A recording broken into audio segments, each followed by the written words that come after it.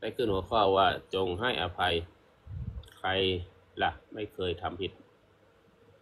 อันนี้การเป็นคำอธิบายเรื่องการให้อภัยเนี่ยใครบ้างไม่เคยทำผิดนะ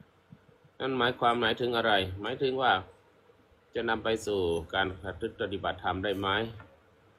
พร้อมทั้งอ้างบาลีหรือเอาคัมภีร์อื่นมาเช่นคัมภีร์ของวิมุตติมรรควิสุทธิมรรคคัมภีร์พุทธธรรมในความหมายของการให้อภัยใครบ้างไม่เคยทำผิดนะท่านทั้งหลายคำว่าให้อภัยเนี่ยโกทะหรืออโปทะหรือการขอขมาหรือขันติอโปทะหมายถึงการไม่ถูกเวรไม่จองล้างไม่พยาบาทใครละไม่เคยทำผิดก็หมายความว่าหมายถึงว่าการมองด้วยปัญญาว่ามนุษย์เนี่ยทุกคนที่เกิดมาภายใต้วิชาตัณหาประทานย่อมมีการกระทำที่ผิดพลาดทางกายทางวาจาแล้วก็ทางใจมีอยู่แล้วนะเพราะยังเป็นปุถุชนอยู่แต่จะมากจะน้อยก็ขึ้นอยู่กับวิธีจิตในขณะนั้นแล้วยังผิดพลาดอยู่หรือว่ารู้ว่าผิดพลาดแล้วเลิกก็มีรู้ว่าผิดพลาดแล้วไม่ทำอีกก็มีรู้ว่าผิดพลาดแล้วนานๆทำอีกครั้งหนึ่งก็มี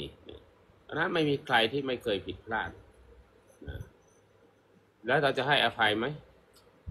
ถ้ารู้อย่างนี้ว่าเราก็เคยผิดพลาดคนอื่นก็เคยผิดพลาดแต่เมื่อเราผิดพลาดคนอื่นให้อภัยคนอื่นผิดพลาดเราจะให้อภัยเขาไหมเดี๋ยวนี้อันนี้คือการอยู่ในร่วมกันในสังคมทีนี้ในคัมภีร์ขุททกนิกายธรรมบทกับมจรเล่มที่25ข้อ5นะหิเวเรนะเวรานิสัมมันตีทะอุทาจนังอเวเรนะจะสัมมันติเอสะธรรมโมสันนัตโนขอโทษสนันตโนครับสุดท้ายแปลว่าเวรย่อมไม่ระงับด้วยการจองเวรเลยแต่ระงับด้วยการไม่ผูกเวรนี่เป็นธรรมะดั้งเดิมเวรเนี่ยไม่ระงับเวรเนี่ยจะไม่หมดไปเลยในการจองเวรมันก็ต่อไปเรื่อยๆแต่เวรเนี่ยจะหยุดไปเมื่อเราไม่จองเวรอันนี้เป็นคำสอนแต่โบราณทีนี้ในอังคุตตรนิกายจตุฏฐานิบาตมจรเล่มที่11ข้อ42อโปทะคือทำเป็นเหตุให้บุคคลไม่งามหรืออโปทะคือไม่โกรธตอบเมื่อถูกโกรธนะ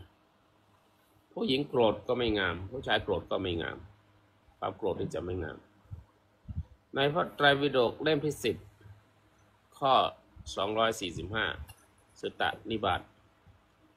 ได้มีคำกล่าวดีกล่าวว่าสัพเพสังขาสันติมนุษย์ทั้งหลายย่อมผิดพลาดมนุษย์ทั้งหลายย่อมผิดพลาดได้ทั้งสิ้นมนุษย์เนี่ยย่อมผิดพลาดได้ทั้งสิ้นในคัมภีร์วิสุทธิมรรคท่านทั้งหลายอธิบายว่าเมตตากรุณาและอุเบกขาต้องมีพร้อมกับการให้อภัยเพื่อกระจัดโทสะเจตสิกที่เกิดขึ้นเมื่อถูกมากระทบนั่นแหละหรือว่าอโกทะคือความไม่โกรธว่าการให้อภัยเนี่ยเป็นหนึ่งในธรรมะที่เป็นคู่ปรับของโทสะ